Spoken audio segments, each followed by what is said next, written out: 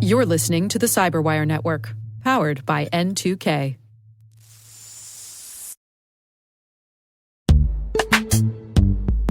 Struggling to secure on-prem apps with modern identity? Don't worry, you're not alone. Join industry leaders from Fortune 500 organizations to secure your apps on any cloud with any IDP, regardless of your environment's complexity. Meet Strata's identity orchestration platform, Mavericks. Say goodbye to the headaches of app refactoring and legacy tech debt. With identity orchestration, you can modernize legacy apps to use MFA or passwordless authentication in a few weeks, migrate from one IDP to another, and so much more without changing the app. No matter your IAM use case, Strata extends the value of your current identity investments. And the best part? You can try it for free today. Visit strata.io/cyberwire to share your biggest identity challenge, and they'll hook you up with a complimentary pair of AirPods Pro. Don't miss out. Visit strata.io/cyberwire. That's strata.io/cyberwire.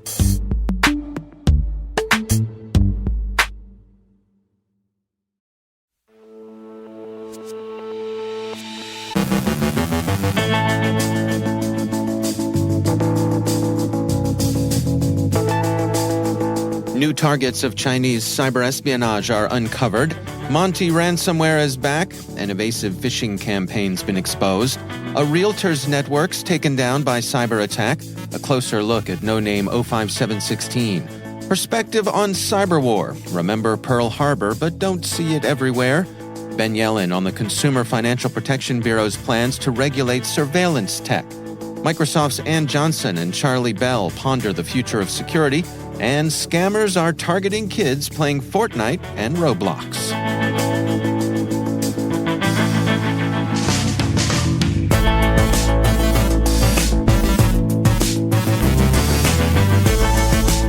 I'm Dave Bittner with your CyberWire Intel briefing for Tuesday, August 15th, 2023.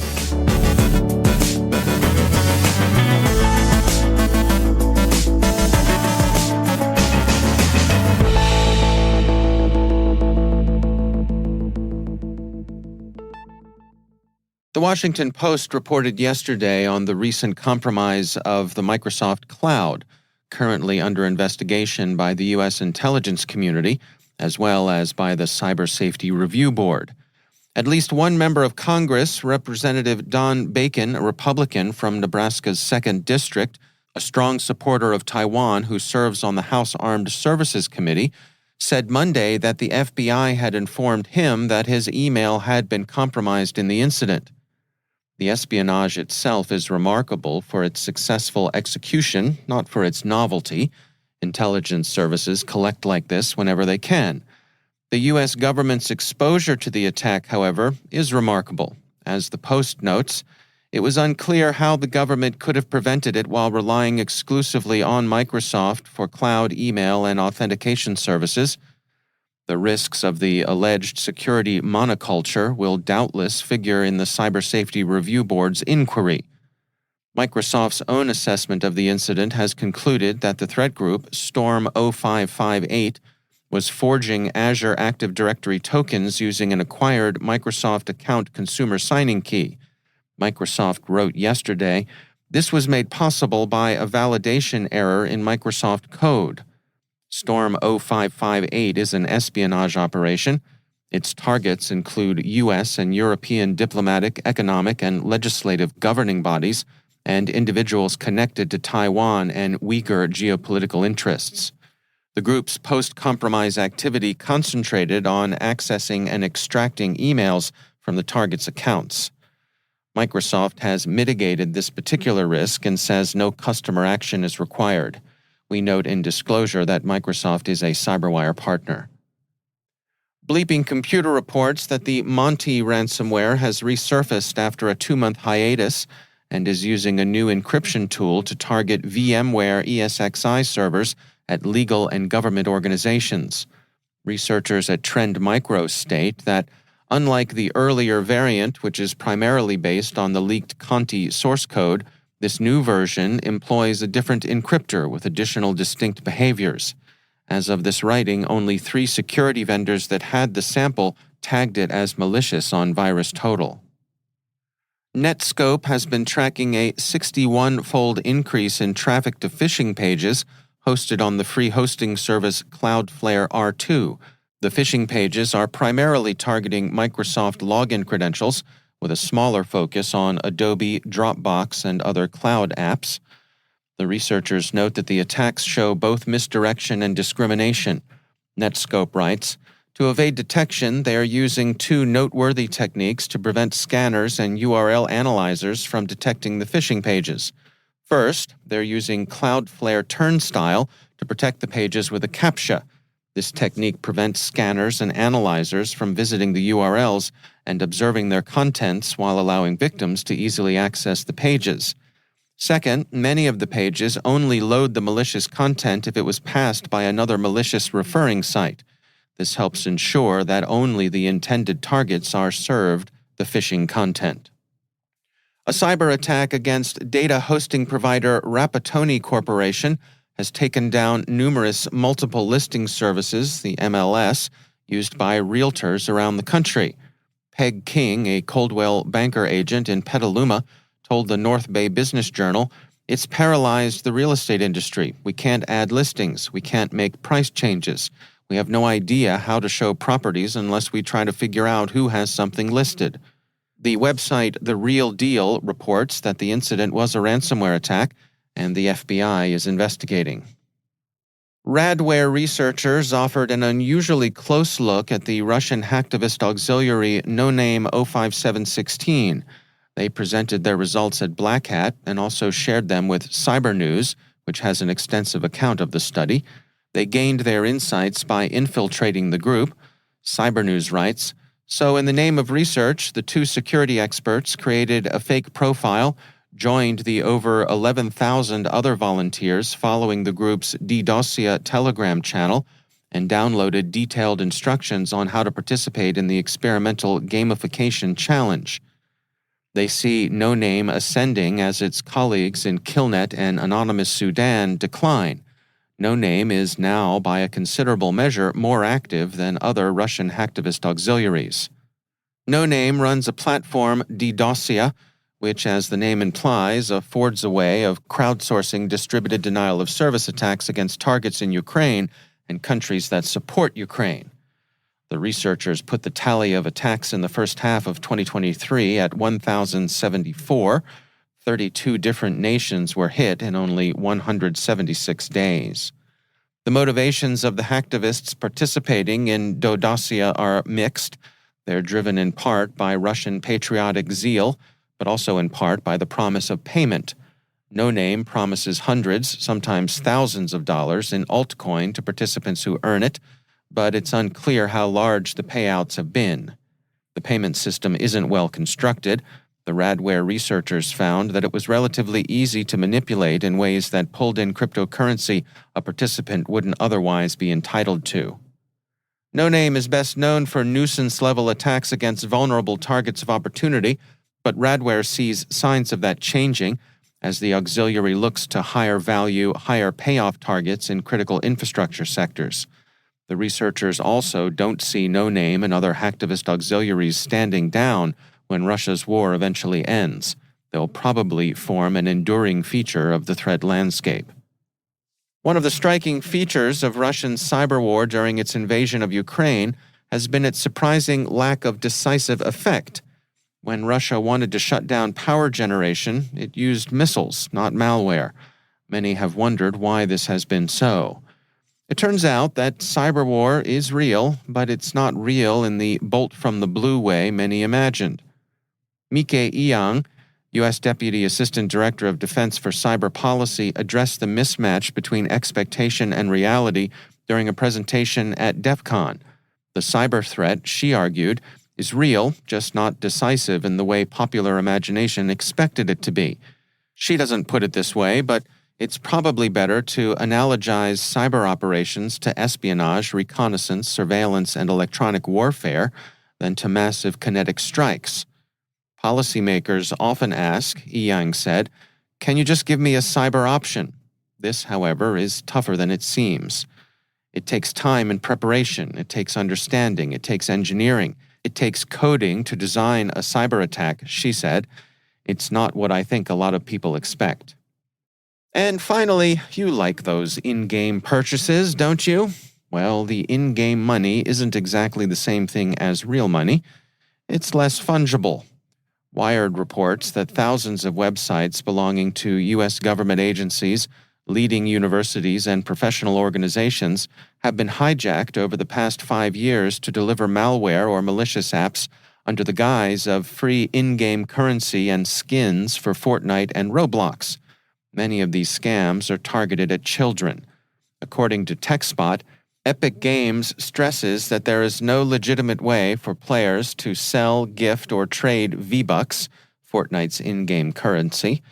Roblox developers also advise users that it doesn't allow the exchange of its Robux currency through third-party channels, and that any pages offering them for free are likely scams. Scams, friends, scams. And the scammers will be the ones dancing to Winner Winner Chicken Dinner.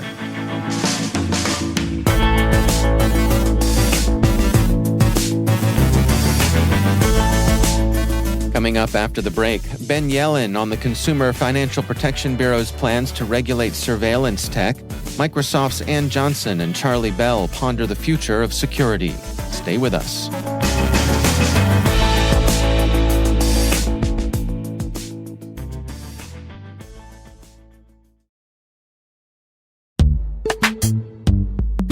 And now, a word from our sponsor, KnowBe4. Where would InfoSec professionals be without users making security mistakes? Working less than 60 hours per week, maybe. Actually having a weekend every so often. While user behavior can be a challenge, they can also be an InfoSec professional's greatest asset once properly equipped. Users want to do the right thing, but often lack the knowledge to do so. That's one of the reasons KnowBe4 developed Security Coach, a real-time security coaching tool that takes alerts from your existing security stack and sends immediate coaching to users who've taken risky actions. Existing security tools will likely block a user from visiting a high-risk website, for example, but the user might not understand why.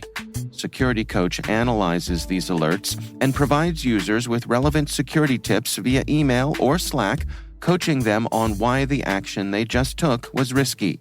Help users learn from their mistakes and strengthen your organization's security culture with Security Coach.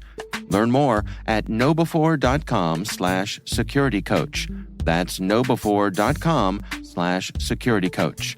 And we thank KnowBe4 for sponsoring our show.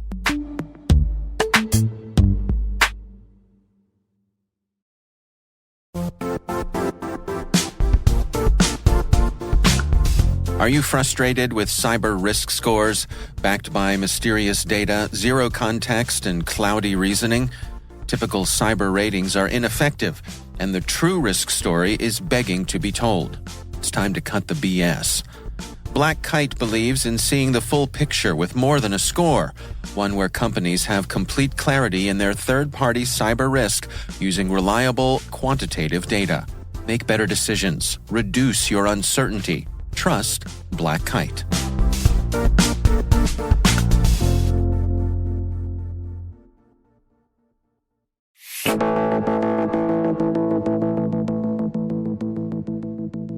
Microsoft's Ann Johnson is host of the Afternoon Cyber Tea podcast right here on the CyberWire network. In this excerpt from her show, she speaks with Microsoft colleague Charlie Bell about the future of security. Here's their conversation. Today, I'm joined by the Executive Vice President of Microsoft Security, Charlie Bell. Charlie has over 4 decades of leadership experience in the tech industry, from developing space shuttle software to leading the creation of Amazon Web Services' decentralized engineering system, and now working here at Microsoft to make the digital world secure and safe for everyone on the planet.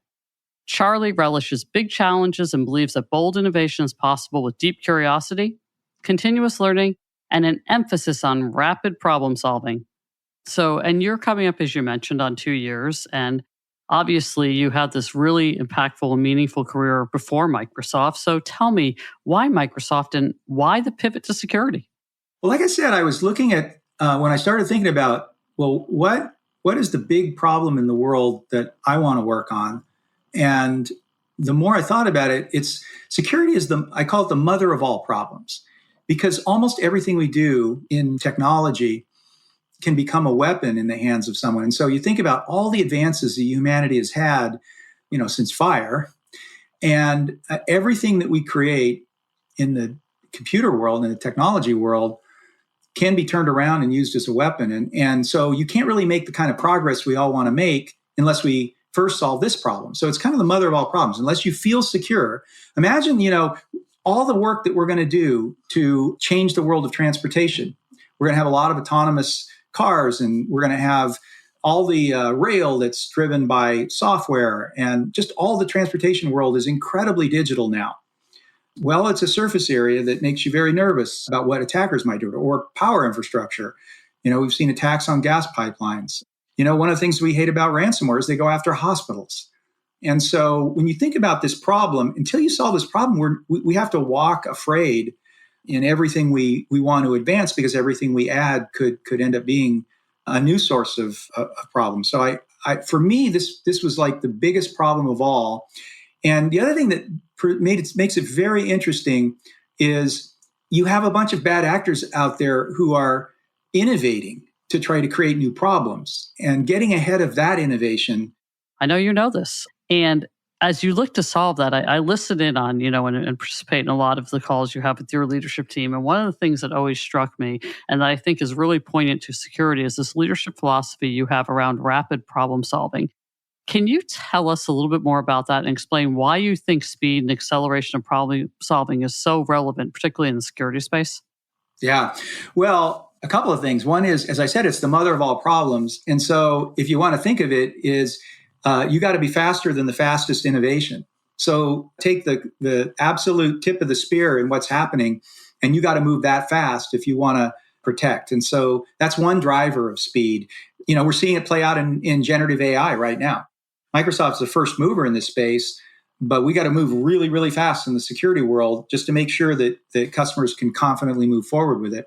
But also, you got to remember what I said before, the attackers are constantly innovating. Again, you have humans out there actively innovating all the time. And so the speed that you move, you just got to move faster than they do. And so speed is everything. The other thing I'll say is, the nice thing about speed is you accumulate it. And so the faster you innovate, the more quickly you get to the next thing, and the more you can build upon what you already did. And it's the way to think of it. It's like the first derivative of the rate that you're traveling. So the speed of innovation is incredibly important, and recognize that it's a community thing. There's no genius that's going to figure everything out here. It's going to be a crowdsourced kind of view of all the ideas that come in, and then make sure that you can quickly harness those ideas and get them in the hands of the people who need them.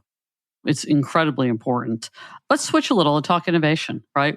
Microsoft has been in the news and internally hyper-focused on AI, which I've long believed is going to be a step change for the cybersecurity industry.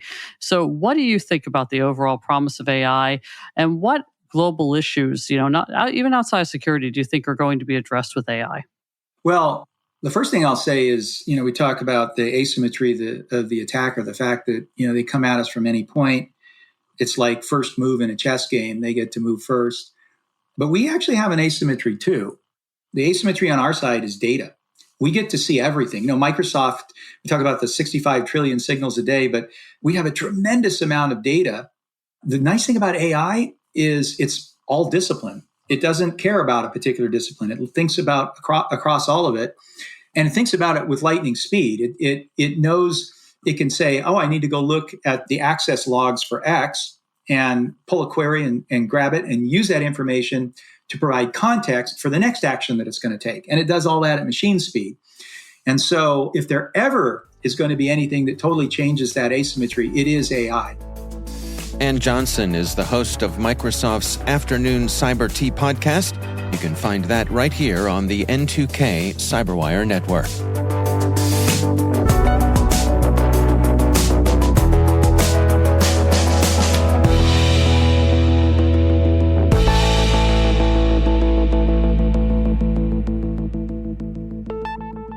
And joining me once again is Ben Yelin. He is from the University of Maryland Center for Health and Homeland Security and also my co-host on the Caveat podcast.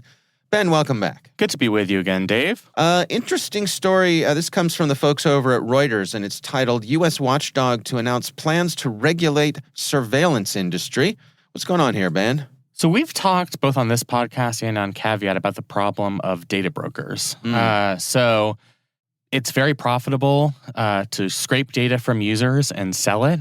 Some of the entities that are purchasing this data include U.S. government agencies and local law enforcement agencies, which puts people's First and Fourth Amendment rights at risk. Mm-hmm. If the government can go around Fourth Amendment protections and simply purchase data that might implicate people in the commission of a crime or any illegal activity, then that's kind of a runaround of our constitutional rights. Right. So with that in mind, the agency in charge of consumer financial protection, the Consumer Financial Protection Bureau, is planning to announce a plan to regulate companies that track and sell people's personal data. This is something that's been an interest of the Biden administration over the past years. There's been a nexus between this issue and reproductive rights. After the Dobbs decision, one of the things that President Biden tried to do was get the Federal Trade Commission to protect the data privacy of women seeking reproductive health who are in states where that has been criminalized. I see. We've also seen lawsuits by the Federal Trade Commission, which is distinct from the Consumer Financial Protection Bureau. They sued an Idaho company for selling geolocation data, saying that it could be traced to private places like abortion clinics, religious institutions, etc. Right. Basically, what this proposal would do is expand the number of companies subject to the Fair Credit Reporting Act, which is a 1970s law regarding consumer privacy. And the amendments to this act proposed by the administration that they're going to try and put into regulation would cover the use of data derived from payment histories, personal income, and criminal records. One thing that they're emphasizing here is the disclosure of something called credit header data. So these are the names, addresses, and social security numbers at the top of the big three credit bureaus. People oftentimes have to give that information to the credit bureaus to secure a loan, and they don't want to punish people by submitting that information only to have it be sold to data brokers who sell it to somebody who tries to punish them for something. I see. So that's really the focus here. So I think it's a promising step for those who are concerned about digital privacy and this phenomenon of data brokers and the sale of data online. It's interesting to me that they're going to be using the Fair Credit Reporting Act, which is a pre-internet law, Right. Right. So rather than I guess if it's good enough to use and you have it in your back pocket and it exists and you don't have to, go around the horn with Congress to get something new, then I guess that it's the quickest way to come at something like this. Yeah, that's exactly what's happening here. It's going to it would be very hard to get a polarized Congress, one where you have each party controlling a single chamber to agree on a law like this, even though there is bipartisan support for reining in data brokers. Yeah. But I think what they're trying to do here is leverage laws that are already on the book.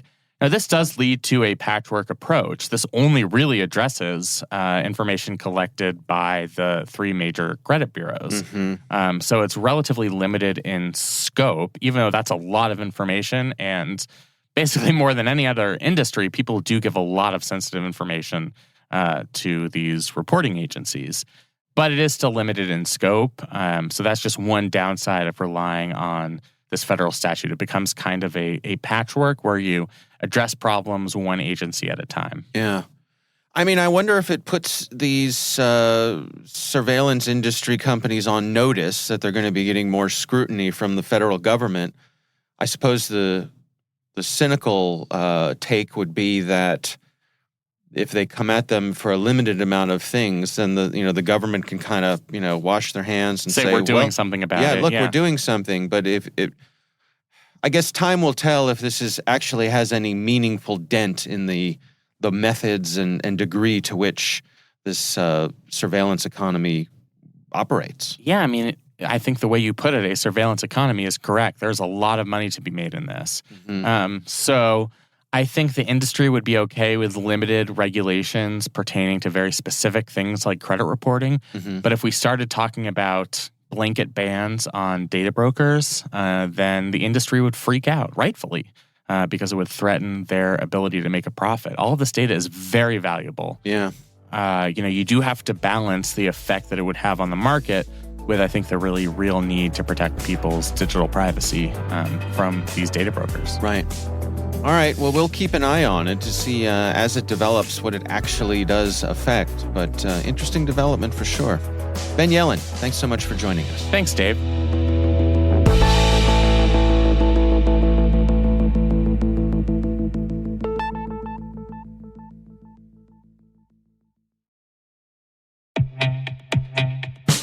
Tired of cybersecurity mega conferences?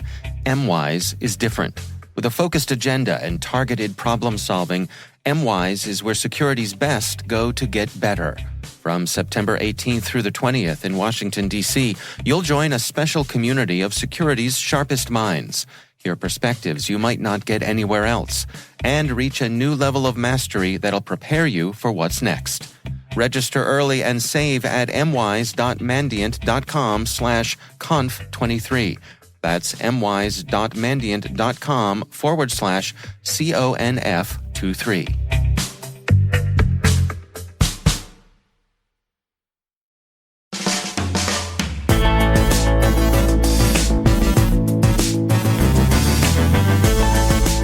And that's the CyberWire. For links to all of today's stories, check out our daily briefing at thecyberwire.com.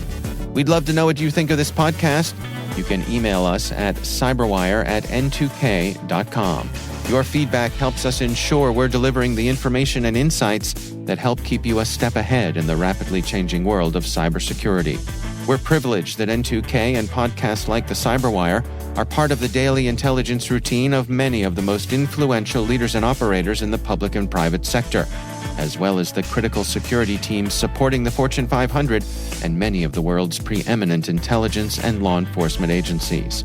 N2K Strategic Workforce Intelligence optimizes the value of your biggest investment, your people. We make you smarter about your team while making your team smarter. Learn more at n2k.com. This episode was produced by Liz Irvin and senior producer Jennifer Eiben. Our mixer is Trey Hester with original music by Elliot Peltzman. The show was written by our editorial staff. Our executive editor is Peter Kilpie, and I'm Dave Bittner.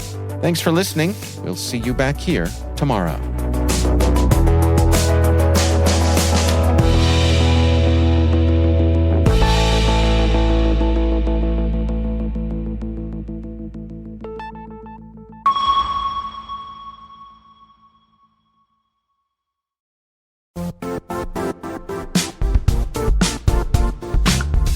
And now a word from our sponsor, CrashPlan.